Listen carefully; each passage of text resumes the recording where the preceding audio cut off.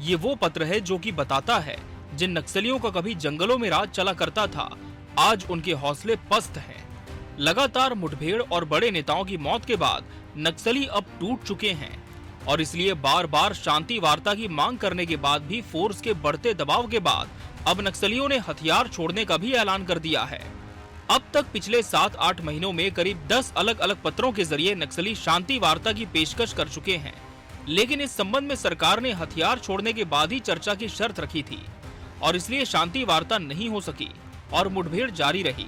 नतीजा ये हुआ कि करीब 125 नक्सली इस दौरान मारे गए और अब बड़े लीडरों की मौत के बाद नक्सलियों के पास हथियार छोड़ने के अलावा कोई और रास्ता नहीं दिख रहा है।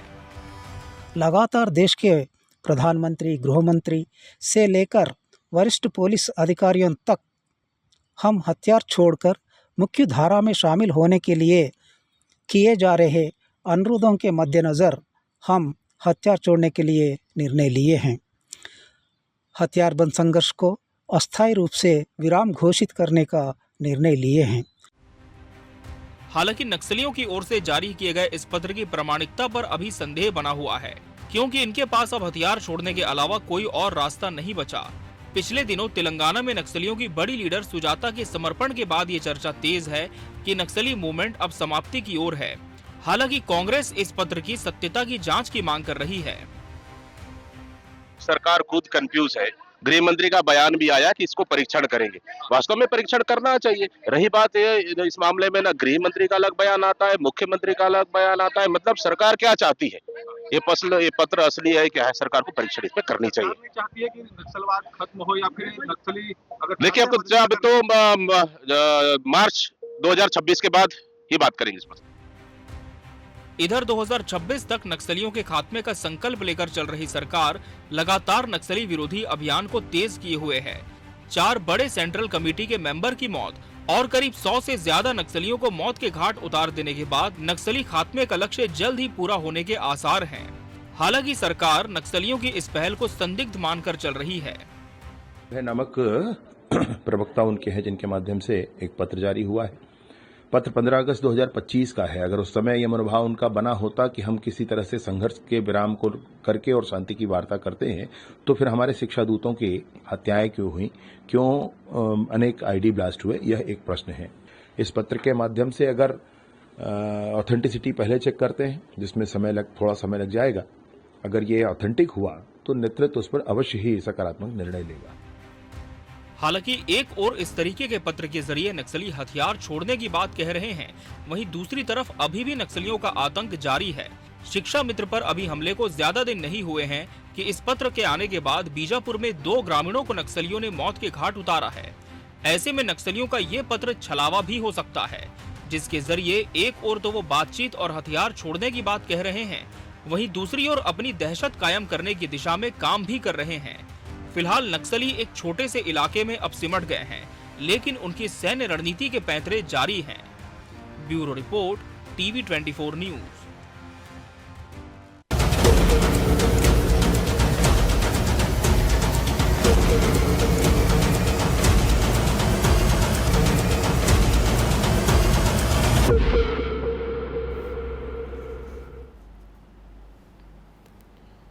नमस्कार, मैं मोहन तिवारी। आज के मुद्दे में आपका स्वागत है और आज का मुद्दा हमारा आधारित है छत्तीसगढ़ से रुखसत हो रहे नक्सलवाद के नए प्रस्ताव पर।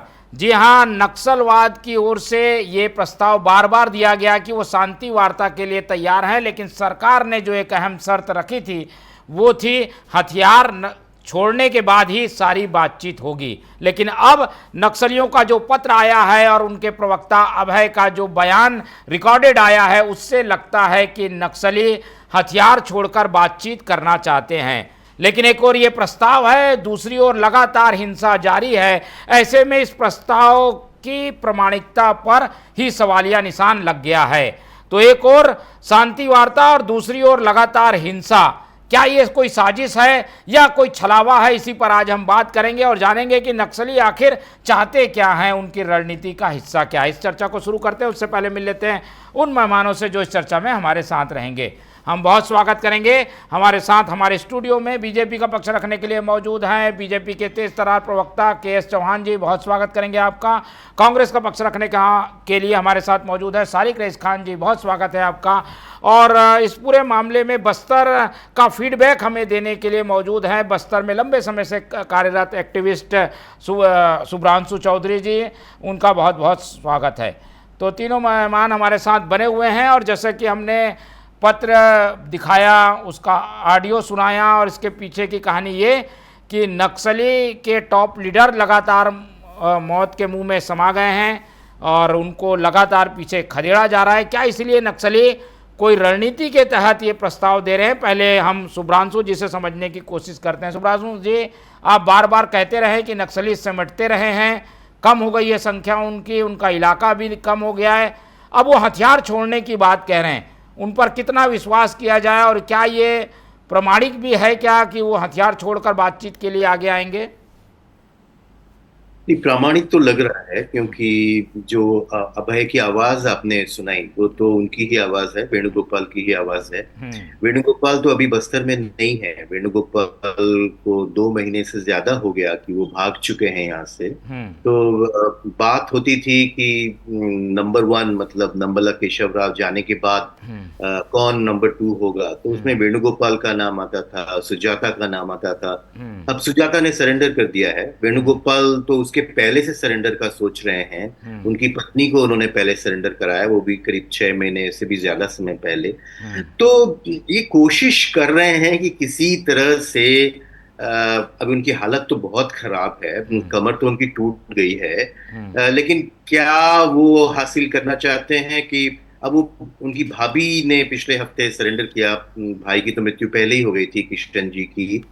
तो सरेंडर करने के अलावा और उनके पास कोई चारा नहीं है, उसके लिए ही वो तेलंगाना गए हैं। तो उसके पहले कुछ अगर रिस्पेक्टेबल वे आउट, जिस तरह से ये कहते हैं कि कुछ सम्माननीय तरीका बाहर निकलने का कुछ निकल जाए।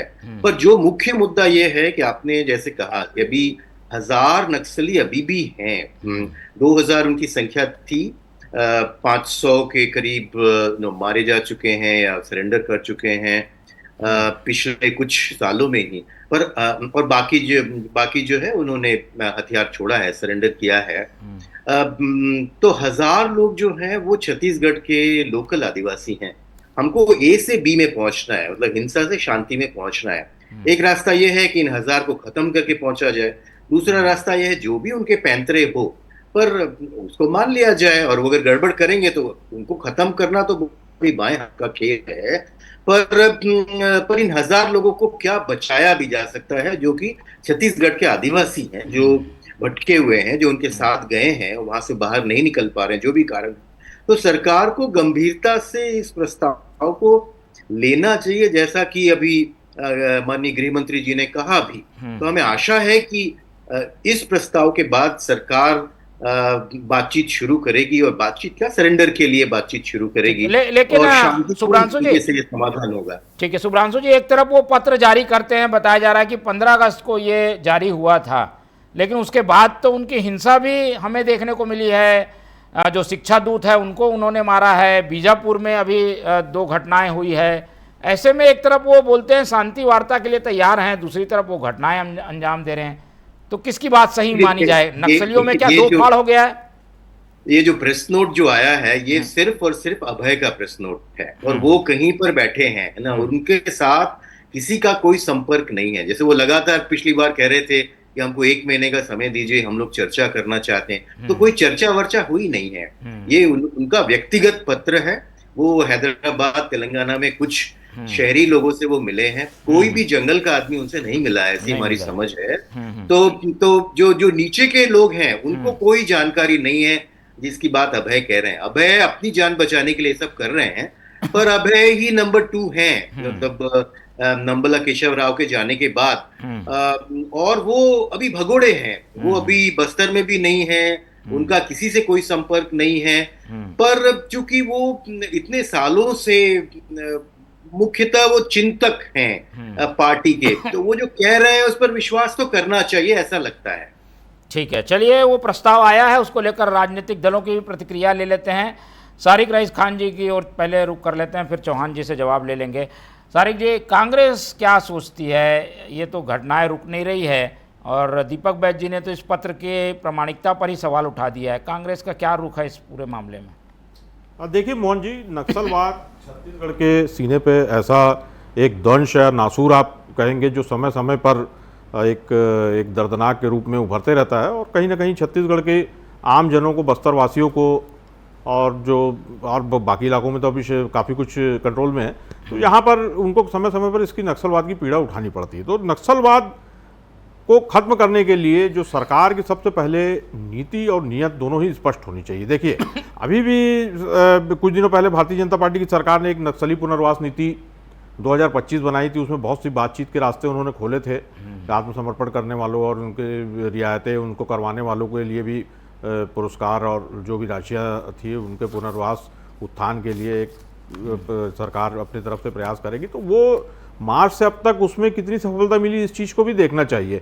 अब देखिए, अभी जैसे चौधरी जी ने भी कहा इस चीज़ को कि भाई किसी ने पत्र जारी जरूर किया है, लेकिन सबसे पहले जैसे चर्चा में भी बात निकल के आई कि उस पत्र की प्रामाणिकता की जांच होना चाहिए कि उस पत्र को जारी करने वालों का प्रभाव कितना है और नक्सली जो हिंसा के रास्ते पे जो चल रहे हैं यहाँ पर लगातार इस तरह की वारदातों को अंजाम दे रहे, वो उनकी बात कितनी मानते हैं। पहले इस चीज़ को, सरकार को सब चीज़ को ध्यान में रखकर, मद्देनजर रखकर काम करना चाहिए। और कांग्रेस का रुख इसमें सदैव से, कांग्रेस से ज़्यादा तो नक्सलवाद के दंश और जो पीड़ा है छत्तीसगढ़ में मेरे हिसाब से किसी अन्य पार्टी ने नहीं झेड़ा। पूरा एक, चाहे आप झीरम घाटी की घटना को देख ले जिसमें एक पूरे कांग्रेस के नेताओं का एक पूरा एक समूह, जिसमें वरिष्ठ से लेकर सब हमारे लीडरशिप खत्म हो गई थी नक्सलवाद के चक्कर में। आतंकवाद और नक्सलवाद चाहे वो किसी भी प्रकार का है, उसके लिए कांग्रेस और कांग्रेस के नेताओं ने हमेशा अपना बलिदान दिया और उसके खिलाफ संघर्षरत रहे।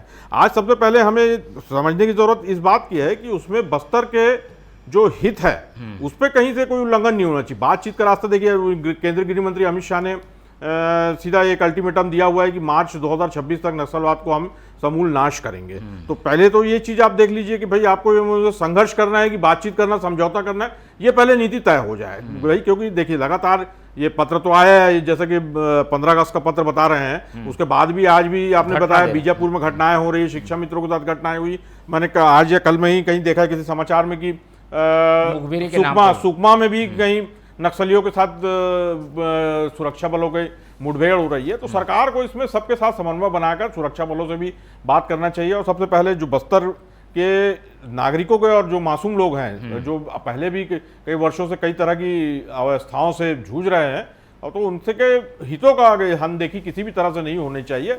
इसको मद्देनजर रखते हुए ही बातचीत मिलाकर और इसका समाधान निकालने का प्रयास करना चाहिए सरकार को। चलिए, कांग्रेस समाधान के पक्ष में है। तो ये कांग्रेस का एक अपना स्टैंड रहा है शुरू से कि हिंसा के बजाय बातचीत से हल निकला जाए, लेकिन जो शर्तें हैं उसके हिसाब से पहले हथियार छोड़िए फिर बातचीत होगी। चौहान जी, अब ऐसा लगता है कि नक्सलवाद की कमर टूट गई है और वो कुछ इलाकों में सिमट गए हैं, तो इस तरीके के प्रस्ताव दे रहे हैं। इसको लेकर कितना हम संजीदा रहें, कितने गंभीर रहें कि अपना अभियान जो चल रहा है वो चलने दें, इस पर ध्यान ना दें? तिवारी जी, जैसे कि साथी प्रवक्ता चौधरी साहब ने बोला, जो नक्सल एक्सपर्ट भी हैं, उन्होंने बोला कि लग तो उनकी ही आवाज़ रही है और वो कंडीशन भी लग रही है। और उन्होंने एक बार ये भी बोली कि वो सम्मानजनक ये चाहते हैं कि हमारी विदाई हो जाए और ये भी चाहते हैं कि हमारी जान बची रहे, लेकिन भारतीय जनता पार्टी 4 चीज़ों से समझौता कभी नहीं करेगी। और उनकी नीति जो है, अभी जो साथी प्रवक्ता बोल रहे थे कि नीति और नीयत क्या है भारतीय जनता पार्टी की, तो पहले मैं नीति बता देता हूं। नीति इनकी 4 है, हमारी 4, और वो पहली है बस्तर का विकास, बस्तर को मुख्य धारा से जोड़ना। दूसरा, जो सैनिकों का सम्मान करना है, और उनका सम्मान कभी नहीं किया है कांग्रेस ने। अगर कोई भी प्रक्रिया होती है, अगर प्रतिक्रिया भी दिया जाता है या हमला भी किया जाता है, तो उसको कभी ना कभी फर्जी ठहराने की बात कही है। तीसरी, जो ग्रामीण इलाके हैं, जो बस्तर के पूरे इलाके हैं, उसमें जो सरकारी योजनाएं हैं उनको अंत्योदय तक पहुंचाना, गांव-गांव तक पहुंचाना, ये तीसरी। चौथी और मुख्य वो ये है कि संविधान के हिसाब से और कानून के हिसाब से जो भी बन पाता है भारतीय जनता पार्टी या सरकार से वो करने के लिए कटिबद्ध है नक्सलवादियों के साथ और सभी चीज़ों के साथ। लेकिन हमारी सिर्फ एक शर्त है कि हिंसा के साथ साथ कोई भी बातचीत नहीं होगी, कोई भी समझौता नहीं होगा। अब मैं आ जाता हूं कि हमारी नीति इसलिए भी स्पष्ट है कि हमने एक डेडलाइन दी हुई है जो कि 2026 और मार्च की है, और वो दिख रहा है। और कई लोगों जैसे आप जैसे पत्रकार और बहुत सारे पत्रकार और एक्सपर्ट से भी आप पूछेंगे तो वो उनको ये दिख रहा है कि 2026 मार्च की जो डेडलाइन दी गई है उससे पहले ही ये सभी चीज़ों का खात्मा हो जाएगा। जैसे कि अभी बता रहे थे कि 2 नंबर के जो वो हैं, उनके जो नेता हैं संगठन के, वो फरार हैं और उन्होंने अपनी पत्नी को भी सरेंडर करवा दिया और कई लोगों को सरेंडर करा दिया। मैं ये पूछना चाहता हूं कि इसके लिए क्या संकल्पित रहना जरूरी नहीं है? जी हाँ, भारतीय जनता पार्टी इस चीज के लिए संकल्पित है और वो संकल्प का सबसे बड़ा उदाहरण है कि एक डेडलाइन दी गई है। पूरे इतिहास में आप लोगों की शर्तों के अनुसार तैयार हैं बातचीत करने के लिए। तिवारी जी, पूरे इतिहास में आप उठा के देख लीजिए कि कभी भी केंद्रीय गृह मंत्री बस्तर में जाके रात नहीं बिताए हैं, लेकिन अमित शाह जी आके बिताए हैं। उनकी आप संजीदगी देखिए, उनकी संवेदनशीलता देखिए, उनकी कटिबद्धता देखिए कि वो यहाँ पर आके रात गुजारते हैं और सभी मॉनिटरिंग में वो पैनी अपनी नजर रखते हैं। लेकिन मूल मुद्दा यही, बातचीत करेंगे कि नहीं? वो तो तैयार हैं भाई हथियार छोड़ने के लिए। देखिए, बिल्कुल अगर वो ऑथेंटिसिटी लगती है, जैसे कि हमारे गृह मंत्री विजय शर्मा जी ने बोला कि ऑथेंटिसिटी लगती है, तो बातचीत के पूरे रास्ते खुले हुए हैं। हमने पुनर्वास का भी जो एक पैकेज देने का वादा किया, लोन वर्राटू अभियान के तहत भी हमने किया। और आकांक्षी जिले पूरे भारत में जितने नहीं हैं, पूरे भारत में सबसे ज़्यादा आकांक्षी जिले छत्तीसगढ़ में, और छत्तीसगढ़ में सबसे ज़्यादा आकांक्षी जिले बस्तर में हैं। ये हमारे को नहीं भूलना चाहिए, ये हमारी नीति है और ये ही नीयत है। नीयत ये स्पष्ट करवाती है कि हम संकल्पित हैं, इस वजह से हमारी नीयत है। और उसके बाद हमारी निष्ठा भी है, जो तीसरा वर्ड साथी प्रवक्ता ने नहीं बोला। नीति भी स्पष्ट है, नीयत भी स्पष्ट है, निष्ठा भी स्पष्ट है, और उसके लिए नेता भी है और उसके लिए नेतृत्व भी है। हमारा सब कुछ स्पष्ट है। सरकार तयशुदा कार्यक्रम के तहत चल रही है, नीति स्पष्ट है।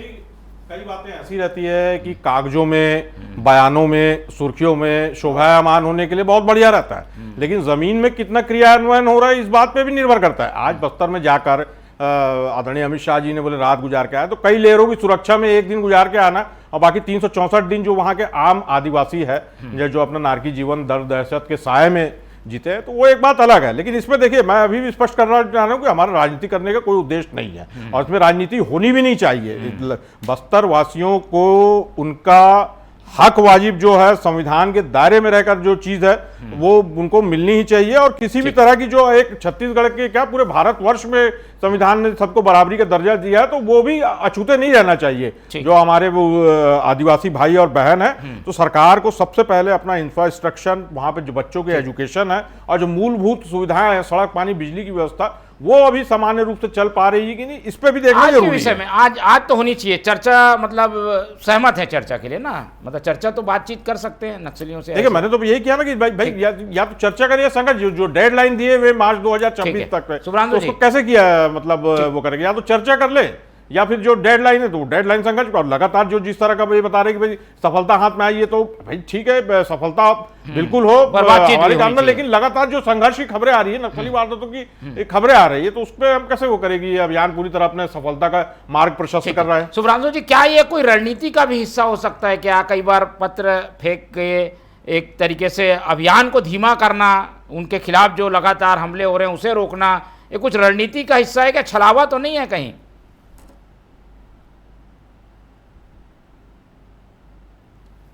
शुभ्रांशु जी म्यूट है शायद आप।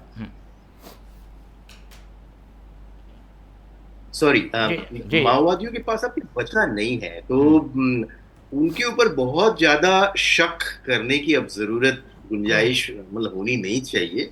अब हमें ध्यान इस तरफ देना चाहिए कि अब 26 में हो या मार्च में हो या जब भी हो, जैसे आप लोग बस्तर की बात अभी कर रहे हैं, तो बस्तर से लगभग 50,000 आदिवासी विस्थापित होकर आंध्र और तेलंगाना चले गए थे। आप लोगों को मालूम है, आज नहीं, आज से 20 साल पहले जब सलवा जुडूम शुरू हुआ था, वहां पर कॉन्फ्लिक्ट बढ़ा था। तो अब उन विस्थापितों की स्थिति ये है कि छत्तीसगढ़ उनको विस्थापित मानने को तैयार नहीं है। अभी पिछले हफ्ते भी national commission of scheduled tribe में मीटिंग हुई, छत्तीसगढ़ ने आके कहा कि 13,000 विस्थापित हुए, और जो विस्थापित साथी आए थे उन्होंने अपना पूरा लिस्ट दिया कि हम तो 50,000 55,000 लोग हैं। तो अब माओवाद, सीपीआई माओइस्ट जिसको हम कहते हैं, वो कुछ अब बचा नहीं है। 1,000 लोग अभी भी हैं, लेकिन वो नेतृत्वहीन है। इस तरह से उनकी जान बचाई जाए, ये एक ऑब्जेक्टिव होना चाहिए। शांति वहां पर आए, लेकिन शांति तभी लंबी होगी जब हम मलहम पट्टी करेंगे।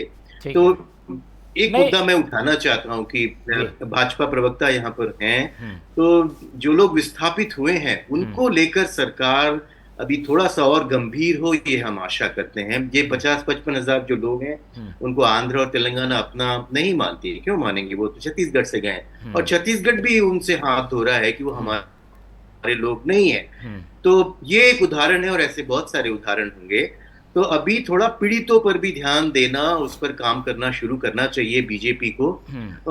उससे जो शांति होगी वो लंबी होगी। ठीक है। और लेकिन ये जो 1,000 लोग बाकी हैं, उनके प्रति सहानुभूति क्यों? वो उन्होंने तो भाई जंग लड़ी है, उन्होंने डिस्ट्रॉय भी किया है, कई लोग को मारा भी होगा, घटनाएं तो रोज हो रही हैं। बिल्कुल, आप बिल्कुल सही कह रहे हैं कि माओवादी पीछे एक मर्डरर गैंग छोड़कर जा रहे हैं। तो ये 1,000 लोगों को इन्होंने कातिलों की तरह तैयार किया है। पर फिर भी मैं ये कहूंगा कि ये दरअसल कातिल नहीं है। जैसे हिडमा है, हिडमा के साथ मैंने हफ्ता बिताया। वो ना माओवादी है न कम्युनिस्ट है, वो सिर्फ इतनी बात कहते हैं कि ये जंगल हमारा है और वो मेरा अधिकार है, मैं उसके लिए लड़ रहा हूँ। तो इसी तरह से जो 1,000 लोग हैं, इनके छोटे छोटे उनके ग्रजेस हैं, उनकी छोटी छोटी तकलीफें हैं। अब जब आप एक क्रिमिनल गैंग में घुस जाते हैं तो फिर आपको बहुत सारी चीजें करनी पड़ती हैं। उन्होंने बहुत गड़बड़ियां की हैं, बहुत गड़बड़ियां कर रहे हैं। ये जो शिक्षा दूतों को मारना, आज भी 2 लोगों को मारा है, ये बहुत बहुत बहुत निंदनीय है। इन लोगों को कैसे मुख्यधारा में फिर से जोड़ा जाए, उसके लिए सरकार को एक बड़े भाई की भूमिका पर ध्यान देना होगा। ये दंड से नहीं होगा, नहीं, कैसे अगर इनको मदद किया जाए। ये सफल नहीं हुई वार्ता, ये ऐसे लोग फिर से अपनी गतिविधियों को अंजाम देने लगे, तो ये तो गलत हो जाएगा ना। वार्ता के नाम पर ये अपने आप को बचाने की कोशिश है। डर तो है कि ये गैंग में बदल न जाए, पर मुझे कम आशा है। ये जैसे भारत जो है वो अफगानिस्तान नहीं है कि बस्तर के लोग जो हैं वो मारने काटने वाले नहीं है। जैसे कि और ट्राइबल एरियाज में जो हेड हंटर्स होते हैं, यहाँ बड़े निरीह से लोग हैं और वो गलत रास्ते में गए हैं, तो उनको गलत रास्ते से लाकर उनका पुनर्वास करने की कोशिश हमको करनी चाहिए। तो ये 1,000 लोग हैं। मैंने आपसे कहा कि 50,000 लोग आंध्र तेलंगाना में हैं। जैसे मैं अभी मिलने गया था उनसे, और वो हिडमा के पड़ोसी थे, और वो कह रहे थे कि जैसे हिडमा पैदा हुआ है वैसे ही मेरा बेटा भी करेगा। क्यों? क्योंकि ये जंगल हमारा है, और वहां पर आंध्र और तेलंगाना में उन्होंने जो जमीन पकड़ी थी, मतलब वो उनका लीगल राइट उसमें नहीं है, क्योंकि छत्तीसगढ़ उनको मदद नहीं कर रहा है। तेलंगाना उस जमीन से भी उनको भगा दे रहा है। तो उनकी जो आगे आने वाली पीढ़ी है, ये छत्तीसगढ़िया लोग हैं, वो भी अब वहां पे लेबरर हो जाएंगे। तो उनके अंदर में भी वो आग है कि मैं सिर्फ एक चीज समझता हूँ कि ये जंगल मेरा है और ये जंगल हमसे कोई नहीं ले सकता, इसके लिए हम कुछ भी करेंगे। तो एक हिडमा को आप मार देंगे या उसको पकड़ लेंगे, जो भी होगा, या वो सरेंडर कर देगा। पर अगर हम जो समस्याएं हैं, जिसने हिडमा को बनाया, आज माओवादी हैं, कल कोई और वादी आ जाएंगे, ये बड़ी ध्यान देने का समय है। बिल्कुल, एक बड़ी चिंता है कि आप लोग टॉप लीडर को मार देंगे और ये सोचेंगे कि नक्सलवाद खत्म हो गया। वो नहीं होगा। परिस्थितियां जो नक्सलवाद को पैदा करती है, उस पर काम करने की अभी भी ज़रूरत बनी हुई है, जो कि सुब्रांशु जी भी कह रहे हैं। इसके लिए चिंतित हैं क्या? इसको कुछ ध्यान दे रही है क्या सरकार? सुब्रांशु जी ने बहुत ही सार्वगर्भित बात बोली है कि अपराध को ख़त्म करना है, अपराधियों को नहीं, जो कि हमारा मूल मंत्र भी है। और हम उसी दिशा में चल रहे हैं कि अपराध खत्म हो और अपराधी नहीं।